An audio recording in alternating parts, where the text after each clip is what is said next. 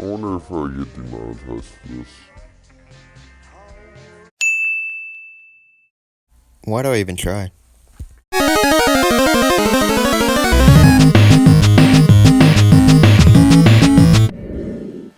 Welcome everybody back to Monster Prom. I just tried recording this. Luckily it didn't. My audio thing when I hit, because it's been going weird off and on the past week, so if I record too long it'll be like, oh, I'm gonna crash. So I was like, okay, stop. But when I hit stop, it usually says, okay, would you like to save this? When I hit stop, it did nothing. It just whoop, you have nothing. So here I am back again. Not going for Damien. Not going for Damien. One player, obviously, full game. Full game. I'm gonna go for Scat, or Aaron, from Game Grumps. Spooky high school, the sweetest years of our lives. Back then we were young and afraid. Sometimes reckless, sometimes brilliant, sometimes just stupid.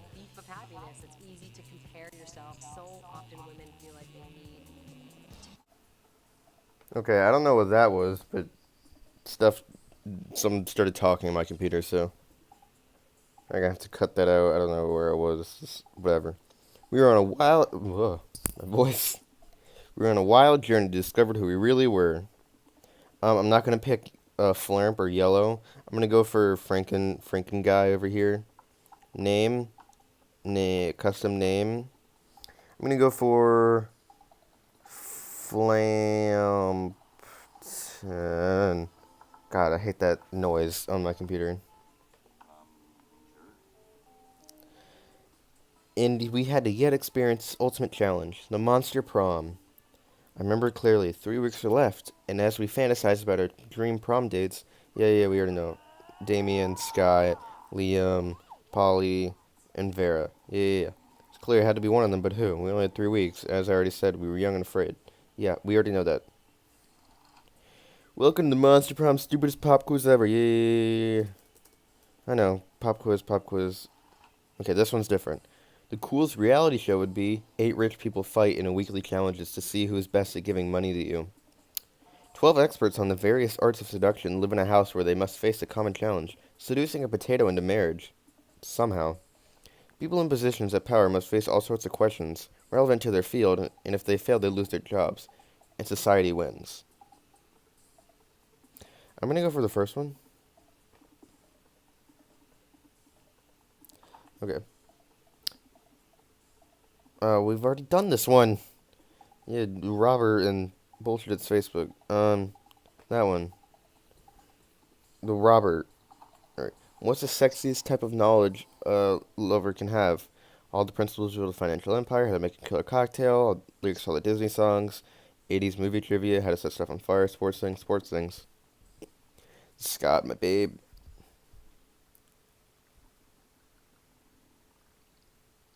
Ooh. Okay, so I'm gonna go to the gym, because Scott's there. That day, an epic dodgeball match takes place. After everything seems lost, but you deliver an inspirational speech that fuels your team's spirit, leading to a spectacular comeback. You're clearly a natural-born leader. You gain +2 charm.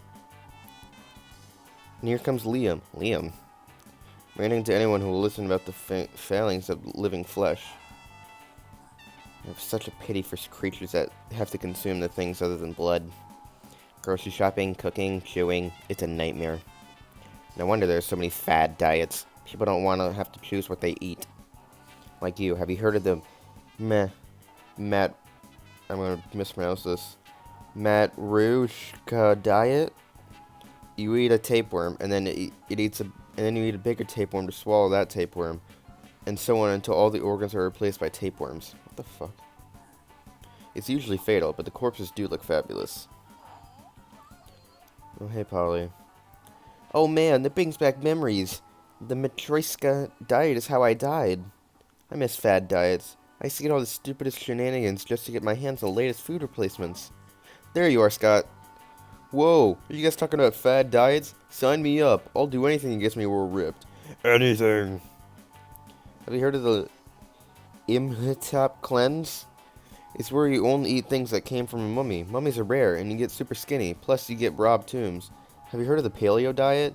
Now try the Jurassic diet. You can eat anything that isn't a dinosaur. Killing a T-Rex alone, you get super buff. That's Scott's. Whoa, awesome! I always wanted to punch a T-Rex. Now I finally have an excuse. But dinosaur died out years ago, Scott. Where are you going to find one? Easy. I'll squat crush so hard it sends me back in time. I'm not sure that a number of squat thrusts you can do that'll be the fabric of reality, Scott. That shows how little you know about squat thrusts, Polly. There's a problem that can't be solved by squat thrusts. Later, Scott shows you how to do math homework with squat thrusts. The magic is real. You gain +2 charm and +1 fun. Cool. Bum bum bum bum. Skit. Vera is drinking her customary lunchtime scotch, because you can drink whatever the hell you want at this school. But Scott's not making it easy for her. Well, she's 23, so she can. And again, why are you in high school? Hey Vera, what you drinking? Scotch, why?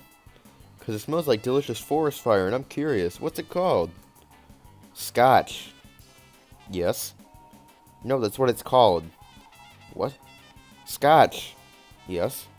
No, I'm not saying your name. I'm saying the name of the drink I'm drinking. It's Scotch. It's mine? No, it's mine. And why is it called Scots? That's just what it's called. Ooh, it's like an energy drink for Scots. I mean, it's like an energy drink for Scottish people. Hey, I'm a Scottish person. I'm Scottish as possible can be. I'm the most Scot. No. Gah. What will it take to get you to drop this issue? Scott's not gonna drop unless you do something, so you cut in and say, "You're right, Scott, this drink is your birthright. Chug, chug, chug."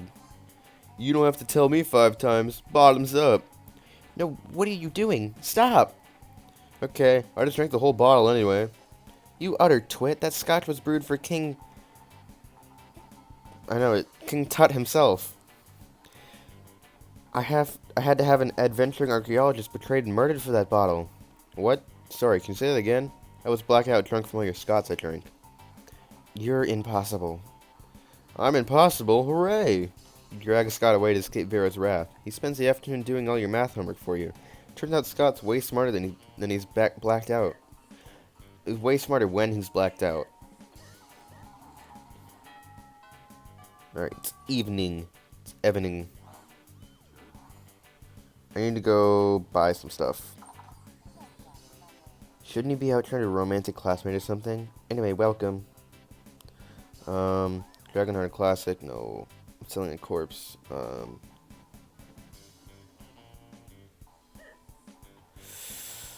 Wait, I can get a PR? That's cool. I'm gonna get Dragonheart. Hopefully that goes over well.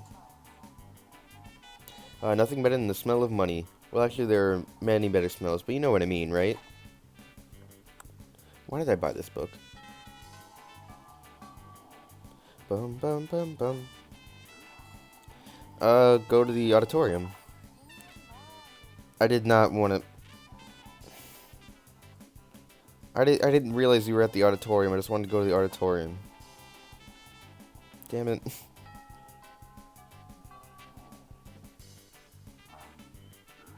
Let's go to Scott and Vera again. Watching Vera eat is usually pretty disturbing. Her snakes eat at the same time she does. At least it's usually quiet. At the time, however, Scott is doing the best he can change that. Go lefty. Gobble that mouse. No. Watch out for wiggles coming up from behind. Use that tongue. Go. Ugh. He does this every week or so. Whenever my snakes need a meal, he seems to think snake eating contests are a competitive sport. Also, I don't think he realizes there's an actually snake eating contest would probably involve people eating snakes. I tried charging him for tickets to get him to stop, but he actually pays to do this. He keeps track of each snake's statistics on a little index card. He's given them names. Go Slither, go Bandy, go Sanchez, go Snakey Snake. Those are their names. God, no matter how much he pays for the tickets, it isn't enough.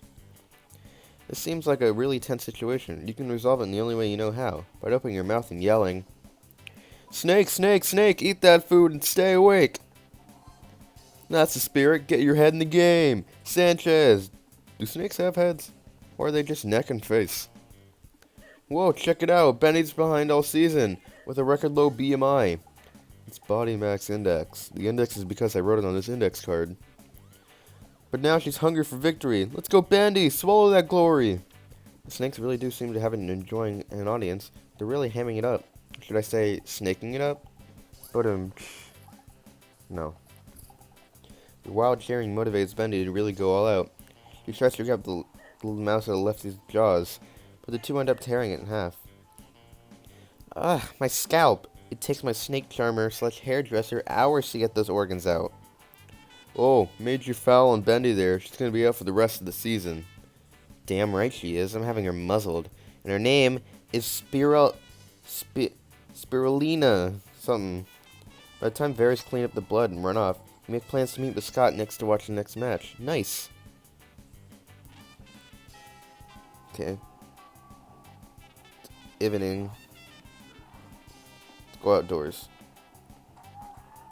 They're doing recess. You start a half-hour rave that goes full crazy. You have no idea how it escalates so much. But at one point, there were like 300 people. Someone starts shooting demons from a nightmare dimension. The consequences might distort the fabric of reality itself, but who cares? It's a rad party. You gain +2 fun.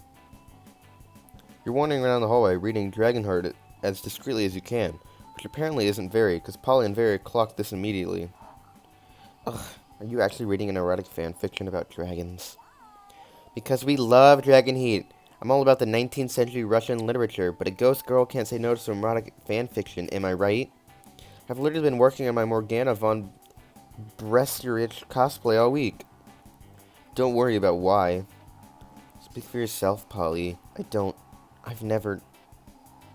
Okay, fine, I may read Dragonheart, but don't go around telling people. Psh, we're clearly safe with him. I followed Dracophile. Oh... That makes me uncomfortable. Can always be trusted. Are you sure? I mean, anyone in Dragonheart must have a wicked mind. 297 chapters and counting, and it still manages to amaze me with all the levels of new wrong. Yeah, right? I fucking love it. Yet I must admit, I'm a bit of a vanilla when it comes to fave chapters. Mine's the one where Harold McDonghard... What's Donghard? You fucking... Horus the Hydra and deranged Draco Delacour have to rest at an inn after the Choking Bay adventure. I want to discover they have only one available bed. There's only one bed. The classic fanfic treat that never fails. Ha, yeah, that one was good. I personally prefer the one where Venesaria unmasks her masked savior after a passionate kiss only to discover it's herself. And then they totally bang. What the fuck? I'm not a fan of time travel, but sign me up for some good self-cessed. This conversation's making me uncomfortable. Going pre, dude. Going pre. I'm trying to do that Barack Obama voice that they do at Game Grumps, because I've been binging the Dream Quest one. And I just love the part where Barack Obama's like, pre, dude. No pre. I can't do the Barack Obama voice as good as them. What about you, Flampton? What's your favorite story arc? Nothing to worry about. You blessed me revealing your inner kinks to us. No pressure. Easy. The Sexcalibur arc, where they wanted to discover the chosen one who controlled the mythical Sexcalibur dildo, and they have a super orgy so everyone can have their turn with a dildo. Yeah, that one. Whoa, right? How could we forget about the Sexcalibur arc? With 297 chapters, it's rather easy to forget some arcs. Yeah, but that one was epic. With the tension of the thrill of wondering who would be chosen one each time, someone used the magic dildo. I must admit it was very lubricating. Also, I should praise the fact that it was entirely written from the viewpoint of the dildo. Oh, God. Who would have thought? Flampton here is such a kinky deviant. Maybe we should do our own Sexcalibur trial one day, huh? Whoa. Let's not get ahead of ourselves here. Yet. But I might or might not have official Sexcalibur dildo myself. It's hard to say no to dragon dildos. Fuck yeah! All those years of insecurity, and turns out that erotic dragon fanfics are the ultimate icebreaker. Here, have +2 smarts and have +1 fun to celebrate your unexpected discovery. That was weird. That a touch uncomfortable. Let's go back to the gym. That day, an epic dodgeball match takes place, but the match isn't as important as the human interactions within it. You're at your peak when you decide to go for the overkill and wink at one of your teammates. He's totally memorized. It's the most epic wink ever. Damn, you know how to win over people's hearts. You gain +2 charm. At the dodgeball comes the obstacle course. You stare across the gym at it. It's terrified. You stare across the gym at it, terrified, as of most of your classmates. There are giant centipedes, venomous bears, bloodthirsty magpies circling around the ceiling, and animals so bizarre one of them can barely find words to describe them. So you are the coach. Weird. I can sit with you. Can I romance you? Do I want to? Alright, class, I've imported a special course from Regular Creatures High School in New South Wales, Australia. Don't be afraid. I believe in each one of you. These terrifying creatures will not break your will. I will not let you down, coach. Giant crocs don't scare me. This is not pee on my pants. Finally, worthy adversaries. What's that abomination over there even called? That would be a platypus. I'm gonna drag it to hell. The underworld has never seen such horror. Oh god, half duck, half beaver thing. I know it's half duck, I don't know what the other half is. Well, don't just stand there, show them what you got. Clear this course. We've gotta go, native mates. Oi, hold my beer. Let's slay them with kindness. That one. Oh. They take your first swagger stuff. The animals fall silent and make way for 3 emus. Their beaks are scarred. Their feathers are torn, and the 3 of them have Dundee's Ma Bitch tattooed on their bodies. These are veterans of the Great Emu Wars. You're fucked. Everyone in the gym is fucked. Not like this. There's still so many sports I haven't played. Scott screams as the emus stab his body parts. You can't do this to the Prince of Hell. Do you know who my dads are? Damien resorts to pleading as the emus continue teabagging him. Obviously, this is all your fault. You probably shouldn't have yelled "Oi" so loud. The voids take your dignity, and you lose -2 smarts, -1 boldness, a result from severe PTSD. God. I cannot talk today. Or ever. God, we gotta sit with Vera again. No. That one.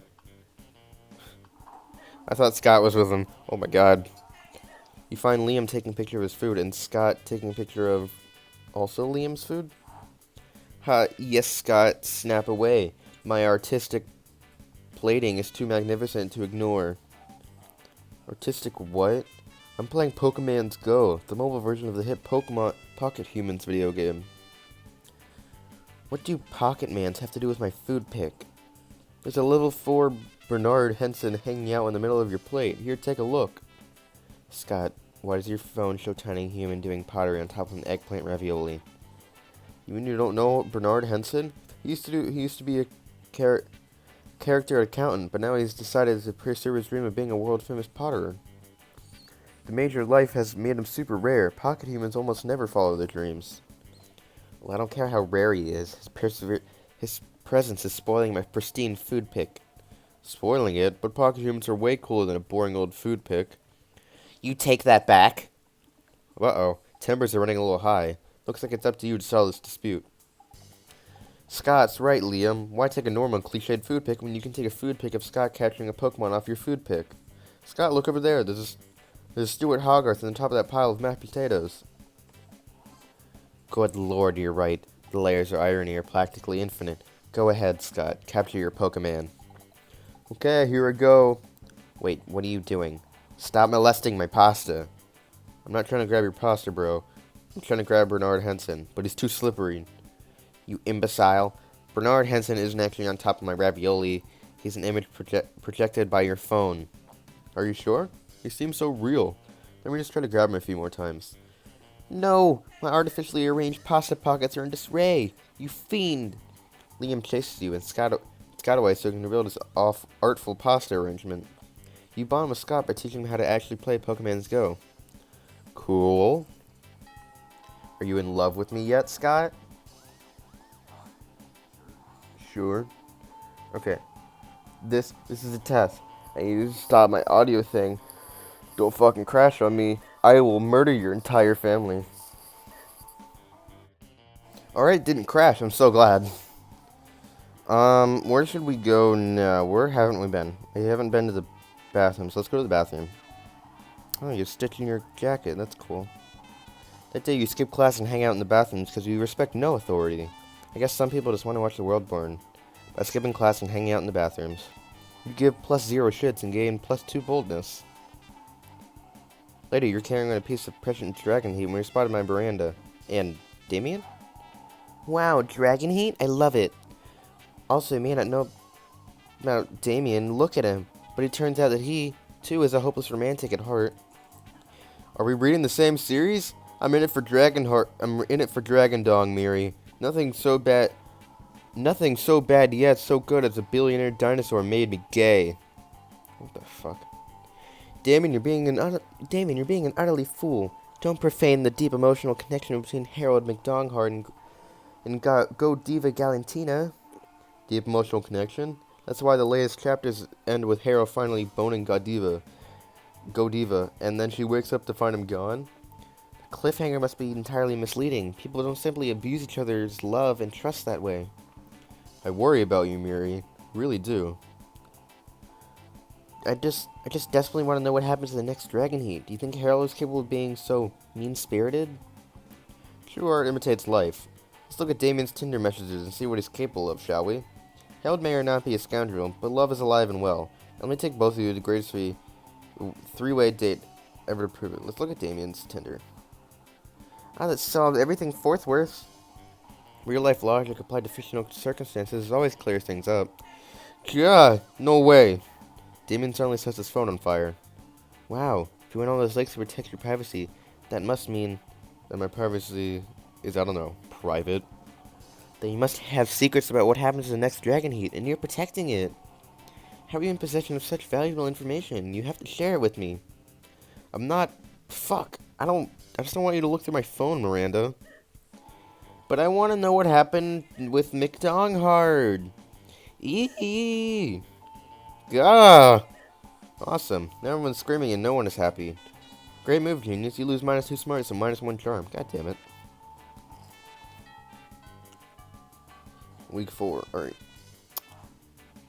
Let's go to the auditorium. Nice costume, dickweed. I'm just kidding.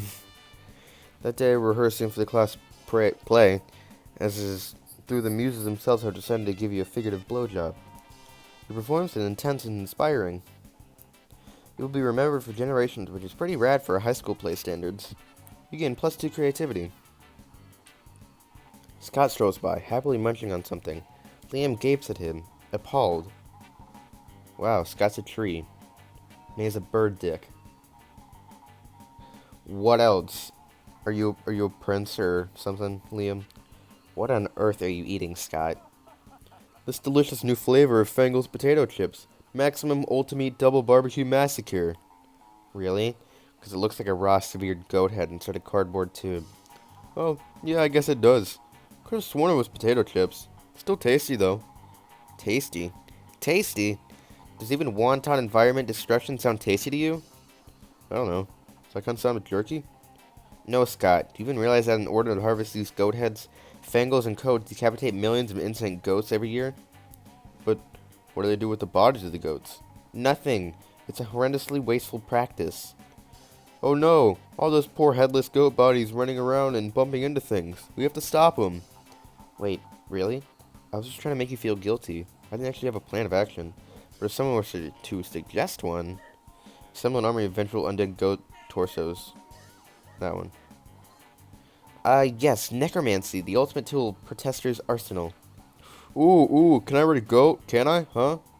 Of course you can ride a goat. In fact, given your size, you probably need to ride several. What does several? Is it a really big goat? No time to explain basic concepts, Scott. We've got an invasion to orchestrate. As long as you're reanimating things, you reanimate some severed goat heads too. They'll eat anything, which totally helps you clean your room. You gain +2 creativity and +1 smarts. Cool. Scott didn't love me. Sitting next to Scott and Vera again. As you approach the table, you see Vera delicately lifting a fork full of tuna that to her mouth. She brings lunch from home when... Food, force. Food, fork, 6, 8. Who do we deliciate? Deliciate? Really? Eating, yay, eating! Ah, Scott, what on earth are you doing? I'm cheerleading you to help you be the best eater in the whole school. What caused this obsession with cheerleading me through mundane activities that require no cheerleading? Everything requires cheerleading, silly. That's why we have cheerleaders for our cheerleaders. But I can see my cheerleading's not working. You haven't eaten a single thing yet. That's because you keep startling me with your damn cheerleading. I can't eat when I'm startled. That can't be it. I must not be cheerleading hard enough. Hey, friend, maybe you can help me. You shouldn't be cheerleading for Vera to eat the food. You should be cheerleading for the food to get eaten by Vera in the walk-in freezer. No, that was probably an art dressed up as salad. Oh yeah, that makes sense. I mean, sports cheerleaders dress like giant steaks and drumsticks all the time. Maybe this is how they look when I'm really hungry. Whatever, let's dress up. Luckily, the school keeps some giant vegetable costumes in the auditorium for help presentations. You snack them and start cheering. Beets, aggressive. Eat beets, aggressive. There aren't even any beets in my salad. It's just quinoa and tears of my enemies. Vera's pissed, but she does eat her salad really fast just so you leave her alone. Hooray for cheerleading. Woo, Scott loves me. Love me, Scott. Let's go to the gym. That day, an epic dodgeball match takes place. Many people fall during the battle. You can't take anymore, so you valiantly go straight to the other team's leader and start negotiations for a truce. After hours of intense diplomacy, you commit an agreement. What an unexpected twist! You gain plus 10 righteousness. This game is so wrong in so many ways that you're only lucky if you can do anything with that. And plus 2 charm. You're casually reading the latest issue of Monster magazine when you're rudely interrupted. See, even Flampton is a sensible monster with a good smarts. He at least has some plus smarts and is reading some Monster magazine. Yeah, and that's bad because we're warriors, so we need to fight. Scott takes the magazine from you and punches it. Hooray! Let's go solve another world's major problems. No, Scott, we're just social justice warriors. You see, Flampton, ever since our major success with the Fangles goat head debacle, we've taken it upon ourselves to stand up against injustice. By punching magazines. No, Scott. As you no doubt noticed, Monster Magazine's sexiest monster alive is Count Victor von Musselbod, the werewolf prince / bodybuilder. That makes him the 5th royal werewolf bodybuilder in the road to earn a title. What are those with leaner physiques? What about our representation? Now we're endeavoring to get Monster Magazine to name some more marginalized community as their sexiest creatures alive. We just need to figure out a way to convince them, since I guess punching magazine wasn't good enough. Psh, that's easy. All you need to solve everyone's body image tissues forever. Make your own version of the magazine, featuring 3-winged chupacabra on the cover. Lean heavily into the warrior part. Store in Monster Magazine and hold the editor-chief captive until he promises to start exclusively promoting one aesthetic as the pinnacle of monster sexiness. I don't fucking know. Scott, just tell me what you want. Just tell me what you want, what you really, really want. I don't know. That one. Shit. Ooh, yes, good plan. I love being a warrior. I'll admit it does sound like an attention-grabbing demonstration if nothing else. Hot diggity dog, you're off to storm the Monster Magazine headquarters, using the element of surprise, your second favorite element, right after nitrogen. Your plan is to overpower Monster Magazine's security and march straight into the editor-chief's office. But unfortunately, you're just a bunch of high schoolers. You're even talented high school's athlete like Scott. He's still a high schooler, and therefore no match for highly trained security detail professional bodyguards. You get your asses totally handed to you. I don't feel like a warrior. And this is not justice. It sure isn't. Good job, Flampton. You destroyed society, justice, and warriors. And lost -2 fun, -1 charm. God damn it, how much charm do I have left?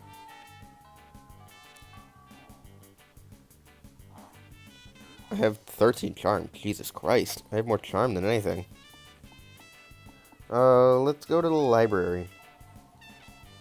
Lovecraftian Prince needs your assistance. Dear sir, I write and inform you about my desire to invade and to buy a house in your country, and I hope that this transaction will be given an approval and will be treated with the source of strict confidence. I am Nilarkatep from the Outer Worlds. And the late Father General as yeah. Today you spend your time reading the library's PCs, sending malicious spam emails in the hopes of stealing other people's money. It doesn't sound very nice, but who really wants to one to blame if you respond to such blatant scam? You lose minus 10 karma, which isn't a stat in this game, so who cares? And you gain plus 2 money. You just have to be hanging around near Scott, not because you're like following him or anything. When suddenly a rift appears in time and space. A handsome prince steps through and back into your otherworldly finery. He approaches Scott. Not this shit again. My beloved, I have quested across dimensions to see your face. Oh, well, here it is. Here's my face. It is more than just your face. I need Scott the Great, tosser of balls. I also need your body. Luckily, I brought that with me, too. But I do not desire to merely gaze upon your body, though that in itself is a pleasure. In my kingdom, you see, is besieged by foul, deep, dire harp, and only your muscles can save it. And once the loathsome beast is vanquished, perhaps we can other uses for that bodies of yours. Wink. Oh my god. You say wink out loud too? That's so cool. These two are getting along well. You need to slay that beast before Scott and the prince spend any more time together. But how? Rally sinks so sweetly that dire harp kills itself out of jealousy. Rally a swarm of extraterrestrial termites to devour dire harp's spine. This one. Damn it. Before Scott and the prince can react, you charge through the portal and defeat dire harp with the power of song. You square your shoulders, fill your lungs, and launch into a ravishing edition of Booty Booty Booty Booty, Love That Booty by Booty Brothers. The dire harp, being a harp, is severely unimpressed. It shatters you with a single power chord. You regain consciousness to find Scott rebuilding your body from scratch. Hey, you're back. That's awesome. I thought for sure you'd be dead, but dire harp exploded you. Prince and I defeated the harp, by the way. It was super easy. Actually, the prince just told it to play dead, and it did. And then gave it a treat, which is weird. But I think it's okay. Prince is super trustworthy. He said we should hang out more, and I think we will. Not only did you fail your mission, but Scott puts more of your body parts in the wrong way. Leaves minus 2 boldness, minus 1 creativity. I have, like, no boldness. It's week 5. Shit. I gotta get Scott to love me. Right. Lunch. I gotta do this right. You walked over to Miranda and Scott's table to find them peering suspiciously into a burger. Secret sauce. What dread mysteries do you conceal? Whoa, do you think the secret sauce can talk? Cool. Hey, secret sauce, what are you made out of? No, Scott, my question was rhetorical. Awesome, mine was loud. Oh, it's no use. You will never discern the active ingredient in this delicious secret sauce. Unless you have an idea, Flampton. The blood of your father's enemies, Miranda. That's why it's so delicious. You're overthinking this, Scott. It's a sauce made of secrets. Oh, of course. Secret sauce. The clue's in the title. But what are those secrets made of? Shh, Miranda, it's a secret. But, shh. Shh. And then for him to become more mysterious, Scott knew how to rub secret sauce all over his chest. You're definitely into it. I'm totally into that. Okay. Let's go back outdoor. We haven't been to class yet. That day, listen to your elders learn valuable lessons. Sometimes, after all these nonsense you go dating gimmicks, you forget that attending class is supposed to be the primary activity at this high school. You gain plus 2 smarts. Later, you see Scott all but skipping down the corridor, clearly rattling off some sort of list. Hi, pal. Oh man, today is the best. I was walking into class and my tail just started wagging all of a sudden. You know how sometimes your tail starts wagging and you're not even sure why? I started wondering why my tail might be so happy, and I realized it's probably just because I'm a werewolf. Because being a werewolf is just about the best thing, right? I mean, if I wasn't a werewolf, I wouldn't even have a tail to wag. But then I started thinking even more. Then I realized where everything's would be pretty cool. Where dolphins, where pigs, where weasels, where tanks. That would be pretty fucking cool. Like a tank, it's like a normal tank and then it just comes all fur. Wait, what would be the point of that? I wonder what the absolute best were creature would be. Where vending machines? Where water fountain? Ew. Ew. It's like normal water, and then you push a button and it becomes a where water fountain and just sprays hair. Ugh. Where door? Where window? Where knob? Where floor? Okay, now he's just naming things you can see. You better jump in. A where moon? A where werewolf? A where werewolf? But when it comes to being a werewolf is the best thing. I know they say too much of a good thing is a great thing. They don't. But this might be accepted as proofs the rule. Oh, they don't say that either. I mean, would being a werewolf mean cutting my werewolf time in half? Like, would the full moon turn me into a werewolf, and then I have to wait for another full moon to turn me into a wolf? I don't want that. I don't want to lose any wolf time. Yes, what besides a wolf you could be? And you said a werewolf, and it's only fair that you lose -2 creativity and -1 smarts. Damn it, Scott. I almost said damn it, Ross. God damn it, Ross. Let's go outdoors. One day during races, you heard a half-hour raid that goes full crazy. At one point, Juan, the small, magical Latino cat, slips on a banana peel. You start to laugh at him. He asks you to stop, but you don't. You laugh so hard that somehow you steal +2 fun from him. Hooray! Suddenly, you hear Scott cry out, "Liam, look out!" You turn to see the source of the commotion. Scott is actively throwing a football straight at Liam, who's peacefully reading in the grass. Liam looks up, sees the football, and freezes. "Liam, you gotta move! The ball's gonna hit you!" "I can't, for I have steel where they refuse to hone my reflexes in any way, as a protest against sports." It's a good thing Scott threw the ball incredibly high. You still have a few seconds to act. How will you alert? Throw yourself in front of Liam in a heroic rescue maneuver. Seems like a sexy Secret Service agent, but you break into a sprint and take a running leap directly into Liam's chest. His book goes flying and glasses shatter. The football lands harmlessly a few feet to your right. Liam pulls out a backup pair of glasses and dons them disapprovingly. "If you wanted an excuse to touch my body, you should have simply asked. So I could have told you no, you Neanderthal." "Nice tackle, bro. But wait, you can't tackle someone who's already on the ground. That's a flag. Bad tackle." You're really getting it from all sides right now, and somehow you can't tell you won't be getting any. You lose -2 charm and -1 boldness. God damn it. Try reasoning with it. Maybe I just pick all the stupid options. Scott's not here. What the fuck? Where's Scott? Sit next to Cat Lady. Hey, last night I read an article on money causes pocket cancer. So you don't want to get pocket cancer? Quick, give me that dangerous money you have still healthy pockets. Too poor for anything. Damn it. Well, there's nothing else I could buy, and I don't want to upset you. Sorry. Great, I have a tampon. Perv. I got an achievement called Perv. What the fuck? Let's fucking go to the auditorium.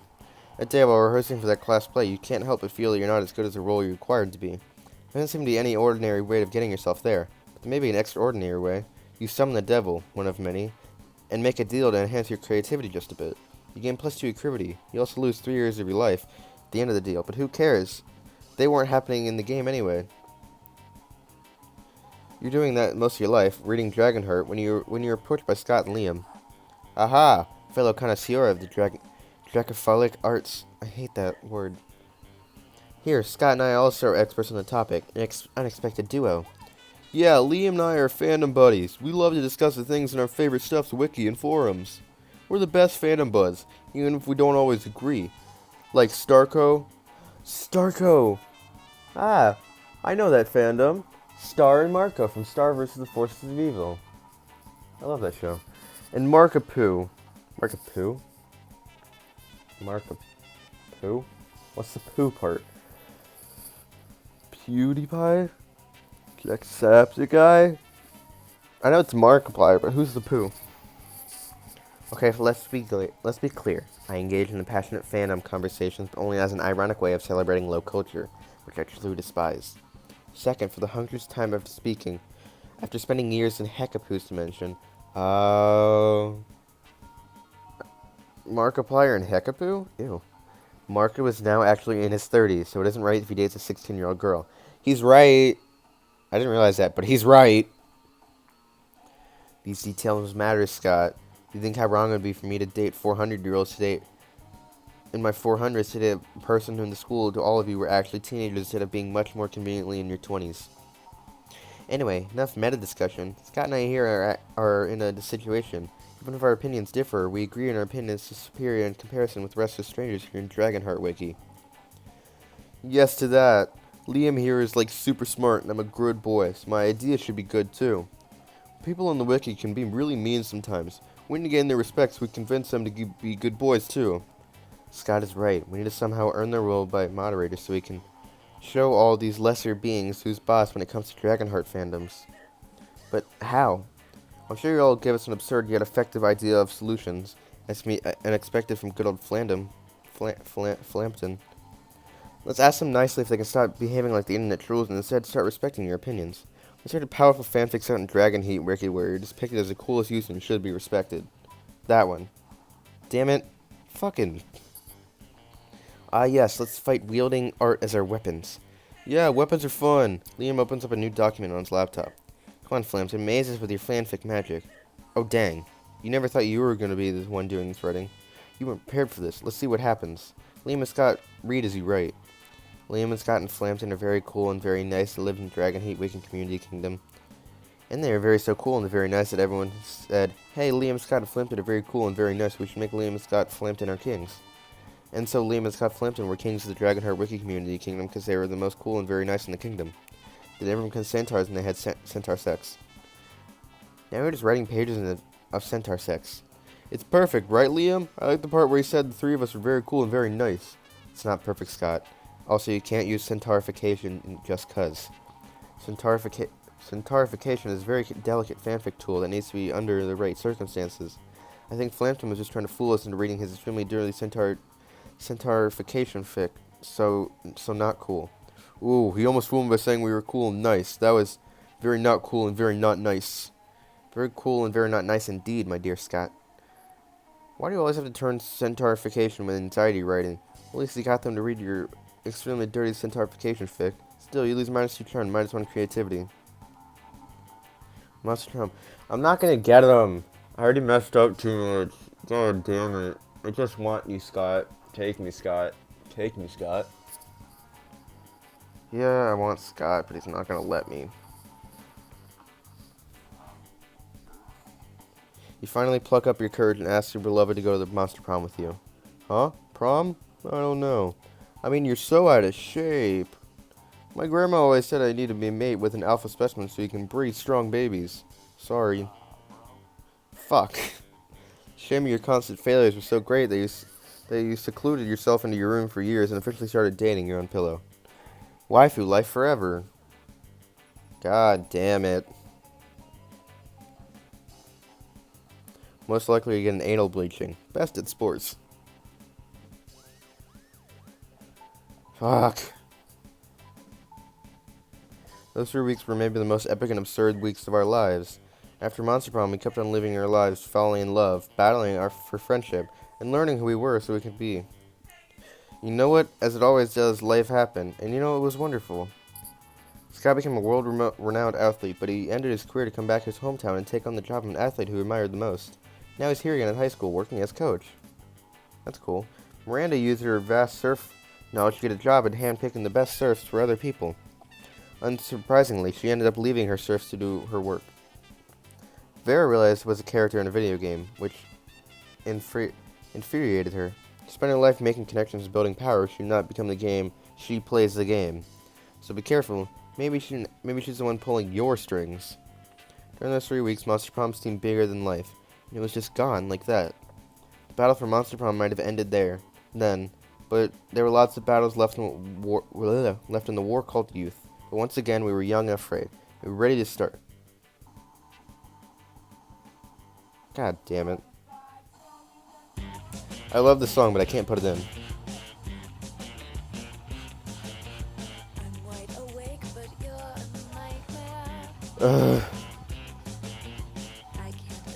Is this showing like, ooh, you can only hang out with these people?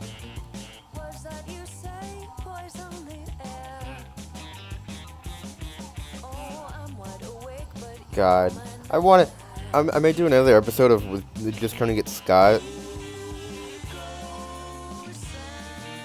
Maybe I should look up like a guide to this, because I don't want to do this again without like a guide.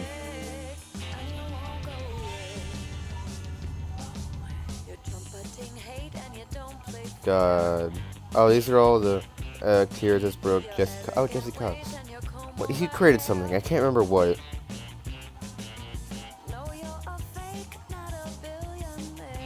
I can't remember what Jesse Cox did. I'm trying to remember.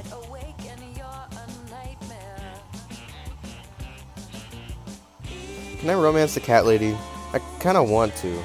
That's my girl pick. It'd either be Polly or the cat lady.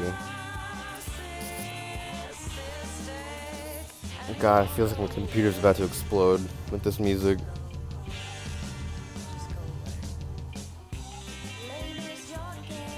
A game created by Beautiful Glitch, yep.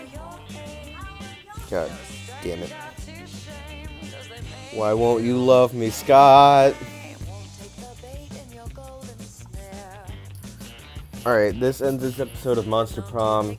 Scott doesn't love me. I want to love Scott, but he doesn't love me, and I guess I'm upset now. Look at that like button, press the those comments, and subscribe there. See you guys next time. Fuck, Scott, just love me. Just fucking make love to me, Scott. Just do it.